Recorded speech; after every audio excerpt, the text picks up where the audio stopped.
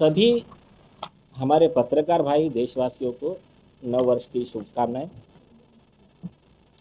और उन सभी ऑनेस्ट पत्रकारों का धन्यवाद। आप लोगों ने ही इस केस में इतना मोमेंटम लाया और आपके वजह से ही जनता का अपार समर्थन मिल चुका है। अभी एक आंदोलन बन चुका है, तो उसके लिए बहुत बड़ा रोल ये मीडिया का है।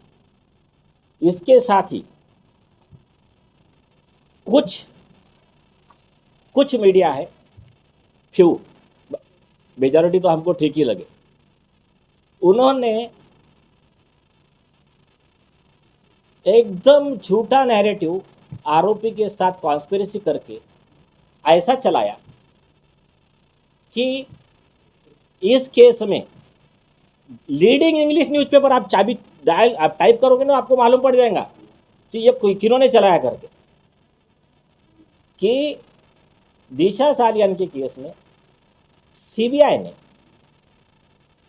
क्लोजर रिपोर्ट सबमिट कर दिया है और आरोपियों को, मतलब खास करके आदित्य ठाकरे जैसे लोगों को क्लीन चिट दे दिया है। ये उनका बताने का उद्देश्य है। फिर उसके एडिशन में कुछ अति उत्साही लोगों ने एक दो वीडियो ऐसे भी बनाए कि इसमें वो तो है ही और उसमें भी है न्यूज़ मिला कि दिशा के, उनका कंक्लूजन रिपोर्ट बता रहे वो लोग, दिशा के सुसाइड का कारण उनके पिताजी का एक अफेयर था और दिशा से पैसा लेकर वो उधर देते थे, उससे वो परेशान थी। अब ये जो दिखा रहे हैं झूठा, तो इनका झूठ एक बार आपके माध्यम से पूरा सबको जाना जरूरी है। पहली चीज, यही नैरेटिव इन्होंने चलाया था नवंबर 2022 में, जब महाराष्ट्र गवर्नमेंट एसआईटी कॉन्स्टिट्यूट कर रही थी। आपके पास में न्यूज़ होंगी। सीबीआई ने दूसरे दिन प्रेस नोट निकाला और कहा कि हमने को दिशा सालियान का केस इन्वेस्टिगेट किया ही नहीं, हमारे पास है ही नहीं, वो मुंबई पुलिस के पास है। तो जब हम इन्वेस्टिगेशन किया ही नहीं तो हम उसमें क्लीन चिट कैसा देंगे? तो ये झूठी न्यूज़ है। इतना होने के बाद में भी उनका कॉन्फिडेंस अभी इतना बढ़ गया, उनको because of some management with that so called media house, उन्होंने फिर से झूठा नैरेटिव फिर से पब्लिश कर दिया। इस केस में आप जाकर पूछ लीजिए ना, मैं कह रहा हूं उस पर विश्वास रखने से बेहतर आप जाइए। उसका पुलिस ने स्टेटमेंट दिया, कुछ मीडिया चैनल ने दिखाया ऑनेस्टली उसको, होराने साहब, कि पुलिस ने क्लियर किया कि हमारा इन्वेस्टिगेशन शुरू है, हमने कोई क्लोजर रिपोर्ट नहीं दिया है, और जो क्लोजर रिपोर्ट, जो बोगस क्लोजर रिपोर्ट था फरवरी 2021 का, वो रिकॉल किया था और केस रीओपन करके इन्वेस्टिगेशन चालू है। इसके बाद में और एक बात ख्याल में रखिए, 25 मार्च 2025 को दिशा सालियान के पिता सतीश सालियान ने पुलिस कमिश्नर को राइटिंग में कंप्लेंट दिया है गैंगरेप मर्डर कॉन्स्पिरेसी कवरअप का, 376D 302 वगैरह आईपीसी का। उसमें आदित्य ठाकरे, उद्धव ठाकरे, परमवीर सिंह सबके नाम लिखे हैं। उस केस का कॉग्निजेंस स्टेट गवर्नमेंट ने लिया है। ऑनरेबल मिनिस्टर जो है हमारे शंभूराज देसाई जी, कैबिनेट मिनिस्टर स्टेट के, उन्होंने सदन के पटल पे कहा है, असेंबली पे, कि इस कंप्लेंट का, गैंगरेप और मर्डर का, सतीश सालियान जी के कंप्लेंट का सरकार कॉग्निजेंस ले रही है और इसका इन्वेस्टिगेशन एसआईटी को दिया जाएगा। तो सरकार ने हमारा 90% काम किया है। हमारा सिर्फ एक ही कहना है कि इसमें क्राइम नंबर रजिस्टर करो और उसके बाद में एसआईटी को दो, क्योंकि क्राइम नंबर रजिस्टर करे बगैर इन्वेस्टिगेशन नहीं हो सकता। वो टाइम पास है, ऐसे ही 15 महीने से पहले वाली एसआईटी टाइम पास कर रही है। तो उसमें जो एकनाथ शिंदे गुट के जो यह है अपने शीतल म्हात्रे मैडम जो है, तो उन्होंने एक न्यूज़ चैनल पे कहा है कि हाँ, आपकी बात हम सरकार को पहुंचाएंगे। इसका हमने राइटिंग में भी कमिश्नर को दिया है, तो सरकार ने कहा कि ठीक है, क्राइम नंबर देने का हम उसके ऊपर डिस्कस करते हैं, जो भी है। अब इन्होंने नहीं देंगे तो कोर्ट से हम ऑर्डर कराएंगे, मतलब हमारी पिटीशन ही है, हम कंटेम्प्ट लगाएंगे इनके ऊपर, कंसर्न पुलिस अधिकारी पे। अभी आपको पता होगा 166A ऑफ आईपीसी है, उसका जो भी करस्पॉन्डिंग सेक्शन है नया बीएनएस का, जब कभी एक गैंग रेप की कंप्लेंट दी जाती है 376 की, तो पुलिस अधिकारी को कोई ऑप्शन नहीं उसने एफआईआर रजिस्टर करने का, और एफआईआर रजिस्टर नहीं किया तो उस पुलिस अधिकारी को मिनिमम 6 मंथ और मैक्सिमम 2 साल की जेल का सजा का प्रावधान। अब इतनी सब चीजें ऑन रिकॉर्ड है। ऑन रिकॉर्ड ऐसा कोई क्लोजर रिपोर्ट है नहीं। क्लोजर रिपोर्ट जो था 2021 का उसको रिकॉल कर दिया गया, वो रिजेक्टेड है। अभी गैंगरेप और मर्डर का इन्वेस्टिगेशन चल रहा है। अभी वो बोगस पोस्टमार्टम रिपोर्ट बनाने वाले डॉक्टर के ऊपर भी कार्रवाई के संकेत ऑनरेबल मिनिस्टर शंभुराजे देसाई ने दिए हैं। वो report bogus, postmortem report bogus, ये हमारी कंप्लेंट है। ऐसा रहते हुए कुछ मैनेज लोग ये नैरेटिव चला रहे हैं कि वो रिपोर्ट में साबित हो गया कोई गैंगरेप नहीं हुआ था और कोई मर्डर नहीं हुआ था, और ये दिखाने का प्रयास कर रहे हैं कि आदित्य ठाकरे के ऊपर आरोप टिक नहीं पाएगी। तो अभी आपको सच्चाई मैंने बता दिया, पुलिस का स्टेटमेंट, एसआईटी का स्टेटमेंट, सीबीआई का स्टेटमेंट। आप ये सच्चाई फिर से एक बार वेरीफाई कर लीजिए, और गलत हो तो हमारे पे कार्रवाई कर लीजिए। पर ये ऐसा कृपा करके एक गरीब पिता जिसकी बेटी का गैंगरेप हुआ है, मर्डर हुआ है और कवर अप हुआ है, जिसको दबाया गया, उसको ही बदनाम करने का ट्राई चल रहा है। कृपा करके उन मीडिया हाउस पे थोड़ा शर्म करो, बस ये ऐसा मत करो। और देखिए इस देश में कॉमन मैन को न्याय मिलना कितना मुश्किल जा रहा है। आप दामिनी मूवी में देखा होगा और हल्ला बोल मूवी में देखा होगा अजय देवगन की, तो ये प्रैक्टिकल में दिख रहा है आप लोगों को। और उसके पिता की बेचारी की क्या रिक्वेस्ट है, वो सिर्फ क्या कह रहा है, मैंने कोई एफआईआर एफिडेविट पे देता है क्या? इन्होंने सादा नहीं दिया है, एफिडेविट पे दिया है पुलिस कमिश्नर को। और क्या कह रहे हो, आप इन्वेस्टिगेट कर लो, मेरा नार्को टेस्ट कर लो, आदित्य ठाकरे का नार्को टेस्ट कर लो, जो भी गलत है उसके ऊपर कार्रवाई कर लेना। उसके आगे बोलते हैं उनके ऊपर भी कर लेना, वकीलों पे भी कर लेना। लेकिन वो रहा बाजू में ऑनेस्ट जो पत्रकारिता है।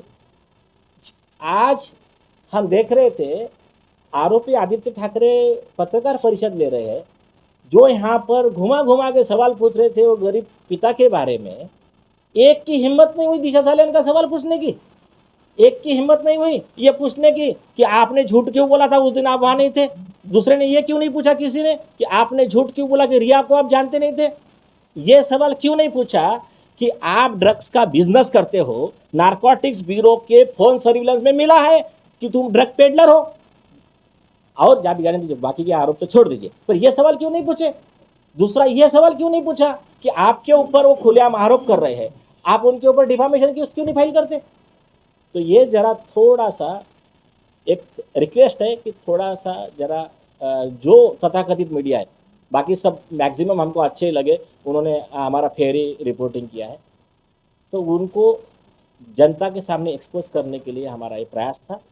दूसरा एक इम्पॉर्टेंट घोषणा हम कर रहे हैं, ये क्या गरीबों को ऐसा अनाथ को मतलब उनकी इज्जत नहीं है, ये समझना मत। आपको लग रहा है आपके पास पैसा है, पावर है, हर बार ये इक्वेशन काम नहीं करता। अभी हमने एसएसआर वॉरियर्स ने निर्णय लिया है, जो मीडिया और ये इनके आरोपी जो है उद्धव ठाकरे, आदित्य ठाकरे से लेके अनिल परब भी उस दिन आके स्टेटमेंट दे रहे, बोले त्याला पोलिसांनी क्लीन चिट दिली, त्याला सीबीआयने क्लीन चिट दिली, त्याला सीआयडीने क्लीन चिट दिली, कुठे दाखवा ना तुमच्या स्वप्नात। हाँ हाँ, तो उनको अनिल परब जी का कहना है कि आदित्य ठाकरे को दिशा सालियान के मामले में पुलिस ने क्लीन चिट दिया, सीबीआई ने क्लीन चिट दिया, सीआईडी ने क्लीन चिट दिया। तो कहाँ है रिपोर्ट, जरा दिखाई है। ठीक है, अभी उन्हें कोर्ट में दिखा देना। अभी तो अभी हमने तय किया है कि एसएसआर वॉरियर और जो भी हमारा एक्टिविस्ट ग्रुप है वो लोग मिलकर दिशा सालियान के पिताजी की तरफ से, देखिए भारतीय संविधान में बाबा साहब आम्बेडकर जी ने आर्टिकल 14 बहुत सुंदर इंसर्ट किया है। वो क्या कहता है, कानून के आगे सब समान, कानून की प्रक्रिया सबके लिए समान। जो इज्जत, जो इमेज, जो प्रोटेक्शन, चाहे वो देश के बड़े बिजनेसमैन हो, चाहे अडानी हो, एलन मस्क हो, जो भी होंगे उनको है, उतना ही प्रोटेक्शन कॉमन मैन को, हर किसी को है। और दूसरा सुप्रीम कोर्ट ने 50 जजमेंट में क्लियर किया है, किसी की भी इज्जत जो होती है ना, ये इज्जत आप सारे दुनिया के, सुप्रीम कोर्ट के वर्ड बता रहा हूं, सारे दुनिया की सारी दौलत दे दो, उसकी आप इज्जत को एक बार बदनामी कर दी उसकी, उसको कॉम्पेंसेट नहीं कर सकते। तो जितना वो मांगेगा कॉम्पेंसेशन उतना आपको देना पड़ेगा, क्योंकि वो कैलकुलेशन नहीं हो सकता ना उसका। इसी केस लॉ के आधार पे पूना में जो एक मीडिया हाउस के खिलाफ केस हुआ था, उसमें कोर्ट ने 100 करोड़ रुपए ऑर्डर किया था जस्टिस सावंत के केस में। तो same law applicable to everyone. और इसीलिए अभी हम जो मतलब एसएसआर वॉरियर जो लोग हैं उनके तरफ से सतीश साल्यान जी की तरफ ऑन बिहाफ एक डिफामेशन का 1 लाख करोड़ रुपए का सूट फॉर डैमेजेस फाइल कर रहे हैं। और हमारी उसमें एक प्रेयर है, पूरा court fees stamp duty SSR warrior contribute करके भर रहे हैं उसमें, लेकिन जो भी पैसा आएगा डैमेजेस का वो पूरा 90% सरकार की लाडली बहन योजना में दे दीजिए, 9% जितने ऑनेस्ट रिपोर्टर होंगे 9% उनको दे दीजिए, 1% सतीश साल्यान जरूर दे दीजिए। ये हमारी प्रेयर है। अभी आप ये जितने लोग थे जो अरबों कमा के बैठे हैं ना, आप सिर्फ उन्होंने आकर कोर्ट में सबमिट करना कि कौन सा तुम्हारा सपनों का वो सीबीआई का रिपोर्ट है, एक बार हमको भी मालूम पड़ने दो। और उन्होंने बोल दिया और चलाना चालू न्यूज़, ठीक है छोड़िए। हाँ हाँ ठीक है अन्य हाँ, उसके पहले एक और बात क्लियर करता हूँ। ये आप 1 लाख करोड़ फिगर देख के ऐसा आपको सरप्राइज मत होइए। अभी 2 महीना पहले एक बहुत बड़े इंग्लिश लीडिंग न्यूज़पेपर और सीरम इंस्टीट्यूट के अदर पूनावाला, साइरस पूनावाला, इनके खिलाफ में 12 लाख करोड़ का डिफामेशन का केस हमने फाइल किया। उसमें सेकंड हमारी प्रेयर है कि जब तक ये 12 लाख करोड़ की बैंक गारंटी नहीं देते तब तक इनको अरेस्ट करके डिटेंशन में रखा जाए। वो केस का कॉग्निजेंस कोर्ट ने लिया है, उसमें सूट समझ जारी हुआ है और शो का नोटिस गई है, वो लोग अपीयर हुए, अभी तक जवाब उनका आना बाकी है। तो ये आपकी जानकारी के लिए, मतलब हम कुछ ऐसा ओवर एम्बिशियस नहीं है। वो 12 लाख करोड़, हम सिर्फ 1 लाख करोड़ अभी मांग रहे हैं। परमवीर वाला हाँ अभी हाँ परमवीर जो भी रहा पेन ड्राइव। हाँ अभी सुनिए, हाँ देखिए अपने पास में, मैंने लास्ट टाइम भी कहा था, मैं पूरी बातें तो नहीं बता रहा हूँ लेकिन इंपॉर्टेंट चीज़ बता रहा हूँ। कई पुलिस अधिकारी, ईमानदार पुलिस अधिकारी, उनका भी धन्यवाद। हमको जो भी कुछ कॉम्पेंसेशन में से जो भी हमारे को बचेगा, हम ऐसे ईमानदार अधिकारी के लिए भी बहुत कुछ करेंगे। उन लोगों ने हमको कई चीज़ें ला कर दी है, काउंट नहीं कर सकते, हमका उसका शॉर्ट नहीं करे, कई पेन ड्राइव है, लेकिन मैं सिर्फ अभी एक पेन ड्राइव की बात कर, और उसका एविडेंस सुनो, सिर्फ बातें नहीं, उसमें का उस पुलिस अधिकारी ने दिया हुआ एविडेंस, वीडियो और फोटो अभी आपको दे दी जाएगी। कमिंग टू द पॉइंट, क्या है? Assistant commissioner of police Shri AP Nipunge साहब, एक आदिवासी समाज के एक पुलिस ऑफिसर। दूसरे है हमारे शेड्यूल कास्ट कम्युनिटी के हमारे एक मित्र है भीमराज खाड़गे साहब, वो भी असिस्टेंट कमिश्नर ऑफ पुलिस। तो ये 2 लोग ऐसे बहुत है, मैं सिर्फ 2 दे रहा हूँ, बाकी तो बेचारे डर रहे, बोले ये हमारा मर्डर करा देंगे, ये कर देंगे, आप सिर्फ हमारे से प्रूफ ले लो, आप ही दिखा देना, हमको सामने मत आने दो। ये 2 लोग परमवीर के करप्शन में, उसके गलत धंधों में साथ नहीं दे रहे थे, तो परमवीर सिंह ने इनके खिलाफ झूठे केसेस बनाना, इनको अरेस्ट करना, ये सारे का फॉल्सली प्रोसिक्यूट करना, हरेसमेंट, ये सब उसने काम किया। लेकिन वो भी खुद पुलिस ऑफिसर है ना, जिनके खिलाफ वो लड़ रहा है, और ऐसे वैसे नहीं है वो भी। मतलब देखो, ये महाराष्ट्र की धरती में हम जन्मे हैं, तो मैं बताऊँ ना, मेरा जो लड़ने, अन्याय के खिलाफ लड़ने की ताकत कहाँ से आती है? तो छत्रपति शिवाजी महाराज, डॉक्टर बाबा साहेब आम्बेडकर, इनका ही इतिहास पढ़कर हम बड़े हुए हैं, तो इनके विचारों से तो आती है ना। तो वो भी हमारे भाई लोग, उन्होंने कहा कि दबेंगे नहीं तेरे से। एसीपी लोगों को किसको 6 महीना जेल में रख, किसको 14 महीना जेल में रख, झूठे केस में। तो उन्होंने फिर चालू किया सबूत जमाना और स्टिंग ऑपरेशन करना। निपुंगे साहब को उसने किस केस में फंसाया? एक लेडी कांस्टेबल जिसका मर्डर हुआ था, तो वो केस में निपुंगे साहब को, ये निपुंगे साहब का वर्जन बता रहा हूं, निपुंगे साहब को आरोपी बना दिया। क्या ये एसीपी थे? वो लेडी कांस्टेबल थी, सिर्फ गांव गांव की पहचान थी। एक बार फोन आया था तो बोले आपका फोन आया था, आपने अबेट किया, तो मर्डर को कन्वर्ट किया सुसाइड में। आप वो फोटो देख लीजिए, वो किसी एंगल में मर्डर नहीं लगता है। तो वो फोटो भी देख लीजिए। और बाद में निपुंगे साहब ने पुलिस डिपार्टमेंट का किया स्टिंग ऑपरेशन। स्टिंग ऑपरेशन में जो परमवीर सिंह के राइट हैंड थे दूसरे असिस्टेंट कमिश्नर ऑफ पुलिस कदम साहब, वो वीडियो मैं आपको दे रहा हूँ। वो ये बता रहे हैं कि किस तरह से मर्डर था, मर्डर केस को सुसाइड का केस बनाया, कैसे झूठे पोस्टमार्टम रिपोर्ट इसमें बने हैं। ये आप उनके निपुंगे साहब का ये और वो स्टिंग ऑपरेशन, इस पे से आप जान जाओगे। और ये इनका मोडस ऑपरेंडी है। निपुंगे साहब ने कल कहा, हमारा भी लाइट लग गया। उन्होंने कहा कि देखिए, ये जो जहां परमवीर सिंह रहता है वहां पर उसका यही मोडस ऑपरेंडी रहता है। मैं कह रहा हूं करप्शन में मेरा साथ देने का, नहीं दिया फिर कोई भी रो डालो, साला इसको अरेस्ट करो, ये करो, जेल में डालो, जो भी झूठी केस लगाओ। उनके ऊपर तो 307 का केस लगाया अपने घाड़गे साहब पे। घाड़गे साहब को बोले तुमने एक कार वाले को रुका के फायरिंग किया। अब उसमें जो ये जो रिकवर कर रहे बुलेट पूरी कंप्लीट बुलेट, ऐसा जो भी है उनका स्टोरी। हाँ, निपुंगे साहब अपने घाड़गे साहब के केस में कोर्ट ने आदेश दिया है परमवीर सिंह के खिलाफ एफआईआर रजिस्टर किया जाए।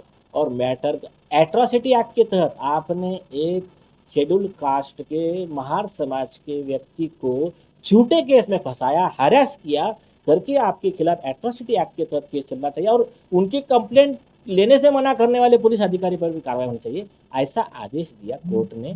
और उन्होंने कल बताया है और मैं डॉक्यूमेंट भेजता हूँ कि इसका मोडस ऑपरेंडी ऐसा ये केस में सुप्रीम कोर्ट तक हार गया है निपुंगे साहब के, अब घाड़गे साहब के आदेश में। अब आप सेम लगा लीजिए इधर। अच्छा, वो स्टिंग ऑपरेशन में और भी 2 हाई प्रोफाइल मर्डर को सुसाइड दिखाने की बात कर रहा है, वो आप देख लेना। उस पर मैं कमेंट नहीं करना चाहता, हमको ध्यान डाइवर्ट नहीं कराना है, वो आप देख लीजिए, ठीक। और एक बात, उसके बाद में ये होने के बाद फिर हमारा जो कहना है, जैसा कि मनसुख हिरेन में भी इन्होंने यही किया, झूठा पोस्टमार्टम रिपोर्ट बनाया, दिशा सालियान में भी वही किया। तो हमारी केस स्ट्रांग होने के लिए ये एडिशनल प्रूफ है। बाकी डायरेक्ट प्रूफ वाले बाकी जो चीज़ें वो हम नहीं दे रहे, आपको बता दिया। चलो दिनेश जी, एक सवाल ये है, आपने इतने महीने से आदित्य ठाकरे के खिलाफ, वो रेपिस्ट है, गैंग रेपिस्ट है, वो मर्डरर है और ड्रग पेडलर है, इतने आपने 3 गंभीर आरोप लगाए, लेकिन आपने अभी तक एक सबूत पेश नहीं किया उनके खिलाफ। आपको सबूत की डेफिनेशन मालूम है क्या? जो भी है, नहीं, आपको सबूत की डेफिनेशन, जब आप सवाल को ठीक है, चलो ठीक है। हाँ नहीं, सुनिए, मैं बता रहा हूँ ना, आप एक बार जरा कंप्लेंट पढ़ लीजिए। जिसको लॉ की नज़र में सबूत कहते हैं, हमने दे दिए है। क्या है बताइए ना। हाँ नहीं, सुनिए, पीपल नहीं आप शायद मेरे ख्याल से पहले इसमें नहीं थे, मैं फिर से रिपीट कर, दिशा हमको ये केस में उसके पिताजी वहाँ प्रेजेंट नहीं थे, वो कंप्लेनेंट है। वहाँ जो प्रेजेंट थे आई विटनेस हमने लिख कर दिया है, हमारे पास आई विटनेस है, हम अभी नहीं दे सकते ना नाम, उनकी जान को खतरा है। आज का लेटर है हमारा, आप आज पुलिस सुरक्षा दो। उस दिन लक्ष्मी गौतम साहब से मिले ना हम, आपके माध्यम से मैं आज फिर से डिक्लेयर कर रहा हूँ, एफआईआर रजिस्टर करो, विटनेस को पुलिस प्रोटेक्शन दो, एविडेंस के साथ दिन के 7 दिन के अंदर चार्जशीट की पूरी व्यवस्था करके हम देंगे, नहीं तो हमारे खिलाफ कार्रवाई करेंगे। हो गया। दूसरी चीज, इसमें 106 ऑफ एविडेंस एक्ट का एक केस होता है। कैसा? इसके पिताजी प्रेजेंट नहीं थे, वहां पर उनके बेटी का डेथ हुआ बताया। अब वहां पर जो लास्ट सीन टुगेदर वाला जो थियरी है, वहां जो प्रेजेंट था उसने बताना है डेथ कैसा हुआ, उसका एक्सप्लेनेशन झूठा हो गया, that is the evidence that he committed the crime. ये 106 एविडेंस एक्ट कहता है, ये सुप्रीम कोर्ट कहता है। इसमें हम आई विटनेस दे रहे हैं, लेकिन वो छोड़ दीजिए आप, 106 के हिसाब से ये एविडेंस है कि उसने प्रूव करना कि मैं वहां था तो डेथ कैसा हुआ, या तो, और अगर उसका एक्सप्लेनेशन गलत निकला, झूठ निकला, तो it is additional evidence that he is the author of the crime. आप समझ गए, ये मेरे वर्ड नहीं है, ये 1144 पेज केस लॉ उसी की है। तो इसमें हमारा कंप्लायंस हमने किया है, एक उनके मोबाइल टावर लोकेशन, आई विटनेस तो है, मैं एडिशन में बता रहा हूँ, मोबाइल टावर लोकेशन किसके पास है, उनको ही हमने रिस्पोंडेंट बनाया है, समीर वानखेड़े साहब और उनके अधिकारी जो भी, वो अभी कल है मैटर कोर्ट में, वो एफिडेविट में बता देंगे। और आपका आरोपी तो पहले से मना कर रहा, मैं वहाँ था ही नहीं, मेरे नाना जी गुजर गए थे, बाद में बोला मैं रिया को नहीं जानता, दोनों बातें झूठी हो गई। फिर ये स्टोरी बनाए कि सुसाइड हुआ था, तो वो पोस्टमार्टम रिपोर्ट का झूठ वो दिशा के अंतिम संस्कार के फोटो से साबित हो गया। इतने प्रूफ सफिशिएंट है एज ऑन टुडे। जिस दिन एफआईआर रजिस्टर्ड हुआ, पुलिस प्रोटेक्शन मिला विटनेस को, अच्छा अधिकारी दीजिए। मेरे लक्ष्मी गौतम साहब से मेरे स्टेटमेंट है, लगा 7 दिन में चार्जशीट की व्यवस्था हम करा देंगे। दिनेश जी, मेरा सवाल वही है कि आपने जो कहा कि इस मामले में एफआईआर कब रजिस्टर हुआ, प्रोटेक्शन कब मिलेगा। 10 से 12 दिन निकल गए हैं, पुलिस की तरफ से क्या जवाब दिया गया है, या अगर पुलिस की तरफ से एफआईआर नहीं दिया जाता तो आपकी तरफ से क्या? हाँ, अच्छा सवाल। लक्ष्मी गौतम साहब ने तो कहा है कि मैं आपकी बात कमिश्नर साहब को पहुंचाता हूँ, लेकिन इसमें स्ट्रेट फॉरवर्ड अगर स्टैंड लिया है वो बेटी के पिता को और न्यायप्रिय लोगों को और आप जैसे लोगों का डाउट क्लियर करने के लिए वो स्टैंड लिया है हमारे ऑनरेबल मिनिस्टर शंभू राजे देसाई ने। सरकार की तरफ से उन्होंने स्टेटमेंट दिया, इस कंप्लेंट का हमने कॉग्निजेंस लिया है, सिर्फ पेज फंसा है एफआईआर नंबर पे, तो एफआईआर नंबर का उनको तुरंत ही दे देना चाहिए, और एट द मोस्ट है वो 7 दिन का टाइम है, लेकिन उन्होंने नहीं किया। तो अब हमने आज बनाया है एप्लीकेशन कंटेम्प्ट का, तो ये section 2B of contempt of court act में offence on the part of police है। सर, ये जो आरोप आप लगा रहे हैं, सारे वर्बल आरोप जो भी है, आपने लक्ष्मी गौतम साहब का भी नाम लिया, कमिश्नर ऑफिस का भी नाम लिया, तो वर्बल जो आरोप है उसके कुछ भी एविडेंसेस आप पुलिस को क्यों नहीं देते? कम से कम उस आधार पर पुलिस एफआईआर रजिस्टर कर ले। और सरकार में खुद जो है वो देवेंद्र फडणवीस की सरकार है, उन्होंने ही एसआईटी बनाई थी, तो फिर इतनी दिक्कतें आपको क्यों आ रही है कि आप एविडेंस भी नहीं सबमिट कर रहे हैं और फिर सवाल भी उठा रहे नहीं, हैं? आप मिसलीडिंग सवाल पूछ रहे हैं। नहीं, आपका सवाल ही मिसलीडिंग, नहीं, तो मैं बताता हूँ। हाँ, 75 पेज का कंप्लेंट आपने पढ़ा क्या? मेरे कुछ हिस्से पढ़े। नहीं, फिर पढ़ा नहीं तो फिर आप ये कैसा नहीं, कह नहीं, सकते कि हम सबूत नहीं दे रहे करके? मैं आपके सामने कह रहा हूँ ना, मेरा कंप्लेंट लॉ के हिसाब से, सुप्रीम कोर्ट के हिसाब से विथ ये सफिशिएंट प्रूफ है। 1992 का सुप्रीम कोर्ट का स्टेट ऑफ हरियाणा वर्सेस भजन लाल का स्पेशल गाइडलाइन है। जब कोई आके कह रहा है कि ये गैंगरेप हुआ, मर्डर हुआ, जो भी कॉग्निजेबल ऑफेंस हुआ, उसके पास में आज कितने प्रूफ है नहीं है, अगर आपके पास सिर्फ डाउट है, then also police is bound to register FIR. Priya Gaonkar का बॉम्बे हाईकोर्ट का जजमेंट निकालो, आप पढ़ लीजिए वो। Why is police not registered? हाँ, तो ये सवाल आप पूछिए, हमारे पे ब्लेम मत दीजिए। सर, आपको जो अच्छा लगे वो नहीं पूछ सकते। नहीं, मेरे अच्छे के लिए नहीं, आप नीलेश सर, मीनवाइल कल की हियरिंग Why is किस not तरीके की police प्रिपरेशन registering हो रही है, the क्या case? कल हियरिंग होने वाली है? हाँ, तो देखिए, हियरिंग कल, उसका एक टेक्निकल उसमें यह है कि कल मैटर बोर्ड पे है 15 नंबर पे, मैटर आने के बाद में ये जाएगा, एक्चुअली मैटर जाना चाहिए चीफ जस्टिस के पास में, क्योंकि ऑलरेडी एक पीआईएल का सुनवाई चीफ जस्टिस कर रहे हैं सुप्रीम कोर्ट और हाई कोर्ट लिटिगेंट एसोसिएशन की। अब उसमें वो पीआईएल के साथ में टैग करने का हमारा प्रेयर है, हमारे पिटीशन का पहला ही प्रेयर वो है, तो ये मैटर उधर जाना चाहिए। एक दूसरा हमारा एस नंबर का प्रेयर है, जो आपको कॉपी दिया, एस नंबर के प्रेयर में है कि कुछ मीडिया हाउस ने इसमें मिसलीडिंग वगैरह न्यूज़ जो चलाई थी, तो उसके लिए उनके खिलाफ कंटेम्प्ट का एक्शन मांगा है नीलेश नवलखा के गाइडलाइन का कंटेम्प्ट करने का। तो वो जो प्रेयर है नीलेश नवलखा के जजमेंट का कंटेम्प्ट है। तो वो जजमेंट पास किया था चीफ जस्टिस के बेंच ने। तो बॉम्बे हाई कोर्ट रूल्स के हिसाब से भी ये मैटर उधर ही जाता है। इसके पहले भी same bench justice Revati Mohite Dere जो है, तो उनके सेम बेंच ने ऐसा ही हमारा एक मैटर था against Dhruv Rathee, Uddhav Thackeray and others. वो जो ये थे रविंद्र वायकर जी के मैटर में झूठा न्यूज़ पब्लिश किया था एक न्यूज़पेपर ने कि पुलिस ने कह दिया है हमको कि ईवीएम मैनेज हो गई, तो उसमें बाद में माफ़ी मांगना पड़ा था, तो उसमें कंटेम्प्ट लगाया था हमने। तो उसमें भी ऐसा ही ऑर्डर पास किया जस्टिस डेरे ने 11 जुलाई 2024 को कि registered to place before appropriate bench.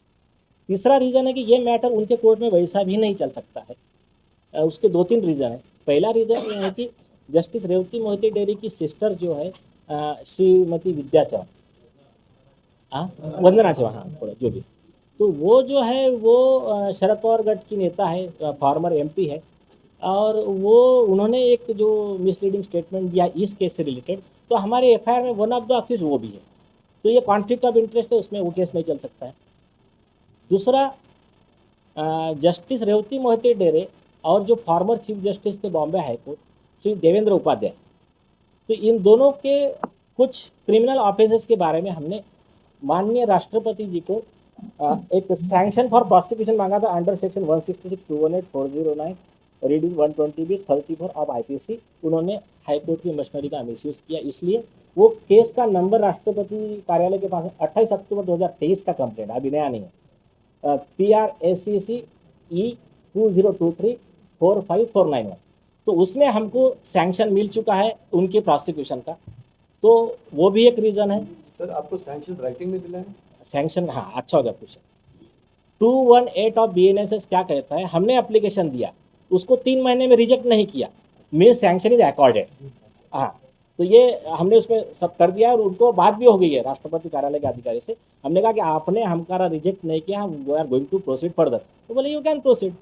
एक तीसरी चीज, जस्टिस रेवती मोहिते डेरे ने चंदा कोचर को बेल देने के लिए हाईकोर्ट के कुछ रिकॉर्ड की फोर्जरी की, और एक दूसरे एक लीडर को बेल देने के लिए हाईकोर्ट के रिकॉर्ड की फोर्जरी की। ऐसी पिटीशन 690 ऑफ 6900 ऑफ 2023 हाईकोर्ट में फाइल है, मतलब इधर उधर डायरेक्ट हाईकोर्ट में पिटीशन है। उसमें प्रोसिक्यूशन और ये सब मांगा है उनके खिलाफ में एक्शन, कंटेम्प्ट वगैरह अगेंस्ट जस्टिस डेरे। और उस केस में हियरिंग हुआ, ये हमारे जो भी है 15-20 लॉयर का टीम था उस समय, मैं भी था, घनश्याम उपाध्याय जी लीडिंग काउंसिल थे। उसमें 5 जुलाई 2023 को acting chief justice Nitin Jamdar साहब और आरिफ डॉक्टर साहब का बेंच था। तो उसमें उन्होंने कहा कि हम ये सीरियस मामला है, हम इसमें full bench, larger bench, special bench constitute करते हैं। तो रजिस्ट्री को डायरेक्ट किया कि एडमिनिस्ट्रेटिव साइड में मैटर रखिए फॉर नेसेसरी ऑर्डर। लेकिन बाद में दूसरे जो आ गए जिनके खिलाफ हमने करप्शन के चार्ज लगाए, जस्टिस देवेंद्र उपाध्याय, तो उन्होंने बाद में ये मैटर में कभी फुल बेंच कंस्टिट्यूट ही नहीं किया। तो ये चीज़ें तो इसकी वजह से because of conflict of interest and बायस, जो कॉन्स्टिट्यूशन बेंच का जजमेंट है इसमें कि वो जज फिर ये केस नहीं सुन सकता है, he is disqualified to hear the case. तो लुकिंग फ्रॉम एनी एंगल वो कोर्ट के सामने मामला नहीं चल सकता। शुरुआत में ये बताया जा रहा था तुमच्या म्हणण्यानुसार पोलीस आयुक्त, तत्कालीन पोलीस आयुक्त परमवीर सिंह हेच आकाबोका आहेत का? हाँ, ये अच्छा, आपका भी सेम सवाल है। ओके ओके, दोन्ही सांगतो।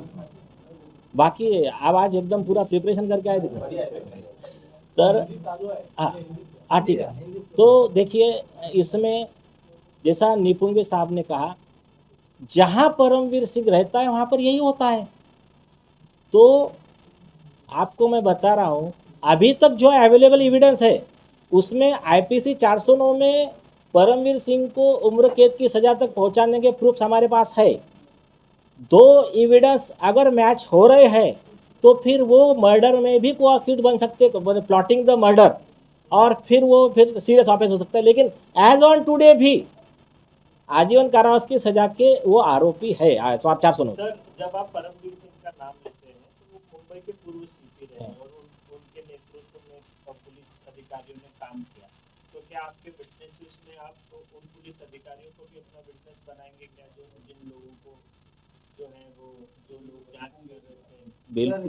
इसी को जोड़ कर साथ में ही है क्वेश्चन। हाँ सही बोल रहा हूँ, इसी को बोलिए जोड़ बोलिए। करके क्वेश्चन है, परमवीर सिंह बिल पर बाहर है, इतने बड़े बड़े आरोप आप लगा रहे हैं, क्या बिल कैंसिलेशन या फिर इन चीजों को लेके आप मूव करेंगे? नहीं, ये दोनों के एविडेंस को ये तो हाँ। एविडेंस है अपने हाँ। आपके, उसको कुछ परमवीर सिंह नहीं नहीं, हाँ खिला सकते हाँ, नहीं नहीं, अच्छा अच्छा पॉइंट है, तीनों का सवाल अच्छा। मैं विटनेसेस वाला विटनेस। हाँ सुनिए, देखिए पहली चीज, एक लॉ है, बेसिक लॉ है, जो व्यक्ति बेल पे है उसने अगर विटनेस टैंपर किया या कुछ धमकाया गवाहों को या कुछ मैनिपुलेट कर रहा है, इवन ऐसी न्यूज़ भी छपवा के ला रहा, हमारे मनीष त्रिपाठी का केस देखिए, तो उसको फिर सुप्रीम कोर्ट कहता है कि उसको जेल में रखकर ही केस चलाओ, बेल देने का नहीं, पूरा ट्रायल कंप्लीट होने तक।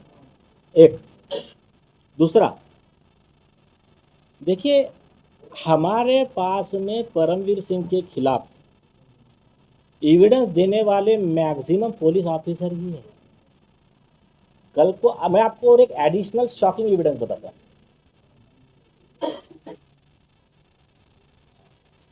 तो एक शॉकिंग एविडेंस ये है, आप भी जरा गौर से सुनो। कल भीमराज घाड़गे जी ने उनके वो ऑर्डर में भी मेंशन है वो वाली चीज़। परमवीर सिंह के नेतृत्व में क्या हुआ कि यहाँ के एक सलील चतुर्वेदी करके कोई बिल्डर या कुछ है, तो उनको एक टेंडर था या कुछ था ऐसा विषय कि वो उसमें वो पहुंच ना पाए, इसलिए एक इनके पास में ड्रग्स इम्प्लांट किए गए और इनको अरेस्ट किया गया। तो उसमें बाद में उन्होंने पूरा एविडेंस निकाल के वगैरह सब ये किया, इंक्वायरी हुई और कोर्ट में एफिडेविट दिया गया सीआईडी की तरफ से कि ये परमवीर सिंह इसमें इन्वॉल्व है। अभी अभी गौर करो, एक पुलिस कमिश्नर एक कॉमन मैन को पुलिस यंत्रणा का दुरुपयोग करके उसके ड्रग्स इम्प्लांट करता है और उसको अरेस्ट करता है। तो ये जो हुआ, तो उसमें इन्होंने वो सब दिया है डिटेल। तो अभी उसमें क्या हुआ, वो क्या बता रहे हैं कि नहीं वो सलील चतुर्वेदी का और हमारा कॉम्प्रोमाइज़ हो गया, जो भी पिटीशन निकाला। देखिए सुप्रीम कोर्ट के क्लियर गाइडलाइन है, ये केसेस तुम्हारे पर्सनल ऑफेंस नहीं है, ऑफेंस अगेंस्ट सोसाइटी है, ऑफेंस अगेंस्ट स्टेट है। इसमें तुम्हारा कॉम्प्रोमाइज़ हो गया तब भी केस खत्म नहीं होगा। आपको अगर याद होगा कि जो जितेंद्र आवाड़ थे उनके खिलाफ में 307 इसका केस था, 307 का कोई असिस्टेंट कमिश्नर थे इसके नहीं थाने म्यूनसिपल कॉर्पोरेशन आहिरे हाँ, तो उसमें दोनों का कॉम्प्रोमाइज हो गया। हेमंत करमुसी जी ने मुझे रिक्वेस्ट किया था, मैं जाके कोर्ट में सिर्फ एक वर्ड बोला, साहब मैं इंटरव्यू की जरूरत नहीं, सुप्रीम कोर्ट का 3 जज बेंच का गाइडलाइन है, जस्टिस एम आर शाह का, इनका दोनों का कॉम्प्रोमाइज हो गया तब भी आप एक केस खारिज नहीं कर सकते। कोर्ट ने उनका रिजेक्ट कर दिया दोनों का कॉम्प्रोमाइज होने के बाद। तो यही लॉ लागू पड़ता है परमवीर सिंह को।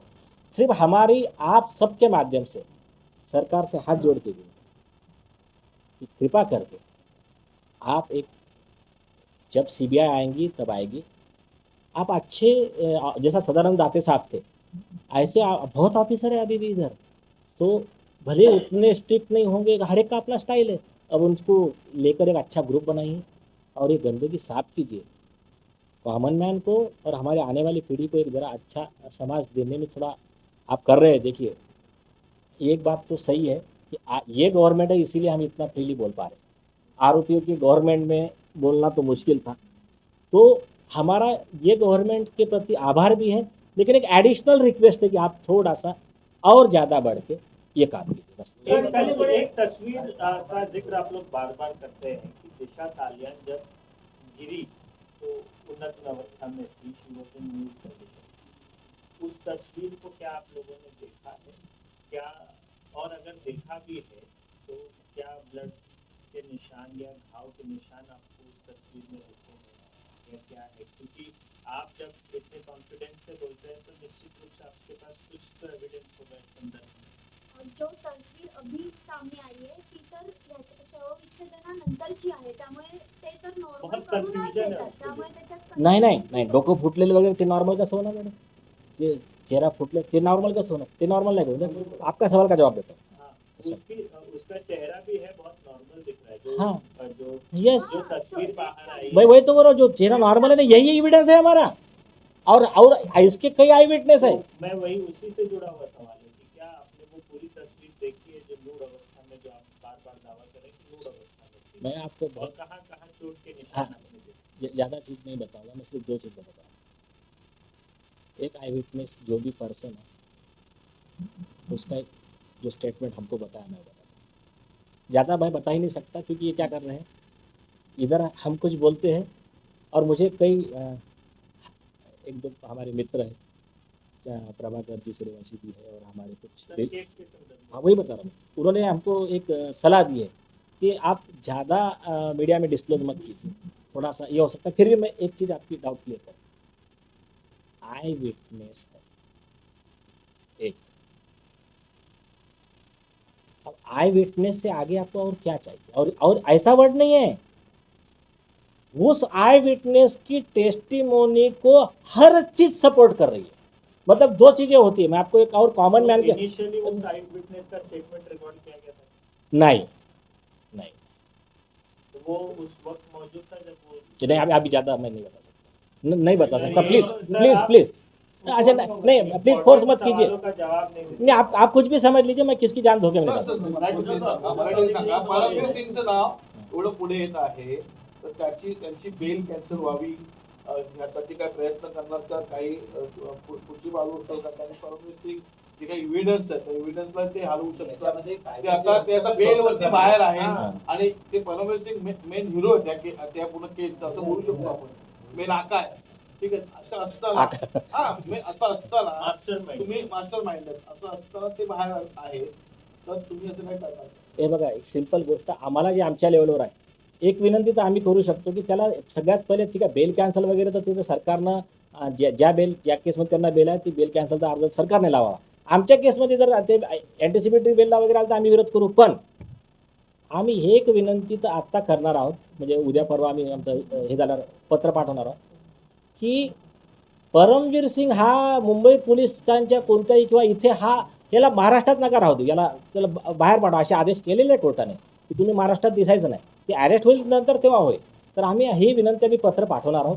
तो इथे राहील तर तो असा मॅनिप्युलेशन करत राहील, कारण आम्हाला काही अधिकाऱ्यांनी हिंट दिल्या की तो असल्यामुळे काही त्याच्या ओळखीचे पोलीस दलात आत्ताही आहेत, तर त्याच्यामुळे FIR नंबर यायला उशीर होतोय. तो जरा जे काही करतो ठीक आहे चल. सर बिल्डिंग के बेल- वॉचमैन बेल से आप cancel लोगों करना, ने बेल पूछताछ cancel करना की, कैसे? क्या उसने बताया, क्या उसने नग्न अवस्था में देखे थे, क्या देखा था? नो आप कमेंट, please ये नो बताइए, कमेंट, ये बहुत इंपॉर्टेंट प्रश्न है। No क्या comments. बिल्डिंग के वॉचमैन ने आपको कंफर्म किया कि उसने नग्न अवस्था में देखा? कोई की डेड बॉडी का पोस्टमार्टम में जाती है तो न्यूड ही जाती है, क्या उसको लेकर ऐसा है कि पोस्टमार्टम में कोई डेड बॉडी जाती है न्यूड जाती है?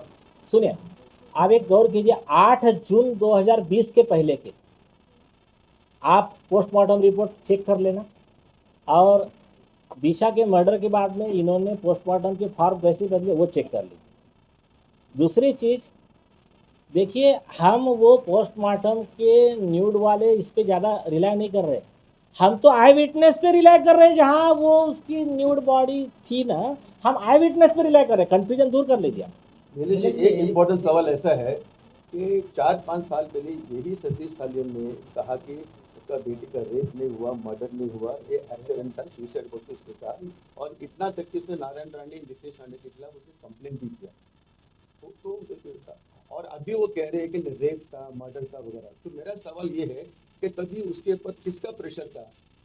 वही बता रहा हूँ मैं, आप लास्ट के हाँ किसका प्रेशर नहीं था नहीं उसके ऊपर? एक ये शायद आप इसके पहले के इसमें नहीं थे और आपने पिटीशन भी नहीं पढ़ा है, कंप्लेंट भी नहीं पढ़ा है. बोलिए. हाँ मैं बता, नहीं ठीक है सुनिए.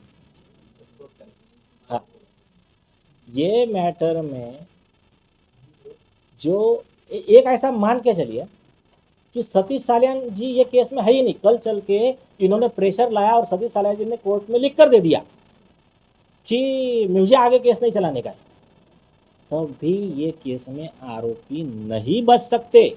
आई विटनेस है, FIR अकेला इनका नहीं है, कंप्लेंट मतलब FIR रजिस्टर करने का कंप्लेंट अकेला इनका नहीं है. 12/1/2024 का supreme court and high court litigation association के रशीद खान पठान जी का भी कंप्लेंट है. तो इन्होंने चाहा तब भी ये केस कॉम्प्रोमाइज नहीं हो सकता. सुन लीजिए, मैं बता रहा हूँ, अगर आपने ये कहा कि सतीश सालियान जी ने कहा कि मुझे ये केस नहीं चलाना और मैंने कुछ देखा नहीं, तब भी नहीं बच सकते आरोप। सुन ली। दूसरी चीज़, सतीश साल्यान जी ये केस के वैसे आई विटनेस ही नहीं है, वो आई विटनेस दूसरे हैं। तो उनके कहने को लीगली वो ये नहीं है कि मैंने उस समय क्या देखा था, मुझे क्या लगा था।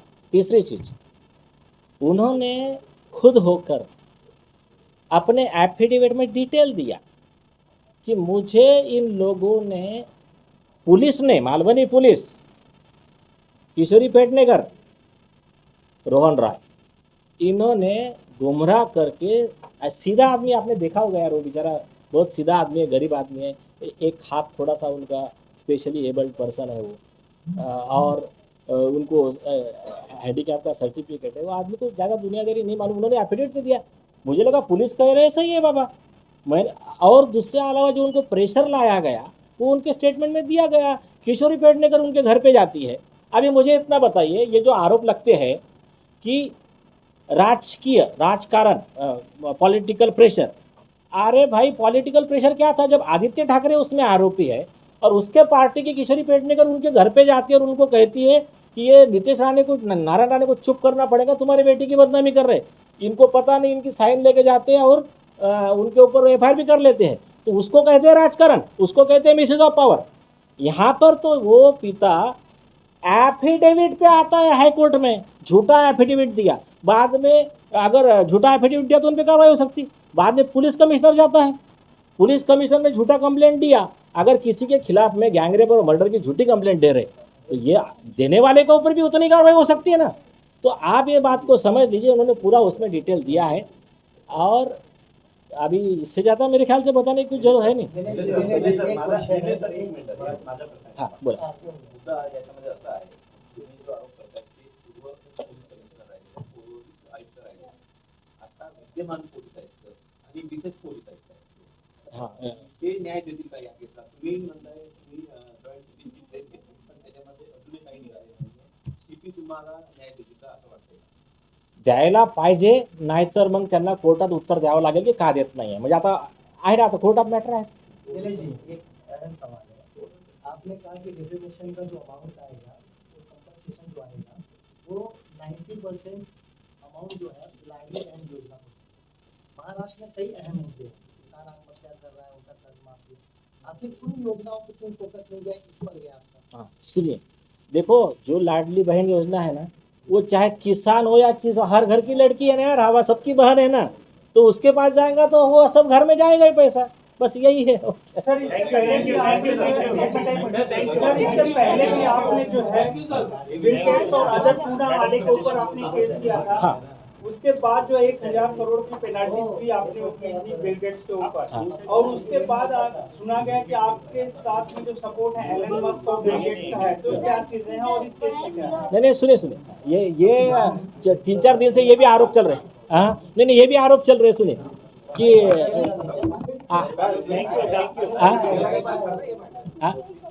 नहीं वो नहीं। हाँ एक मिनट इनको कंप्लीट करने तो नहीं तो हमारे खिलाफ में और चलेगा वो।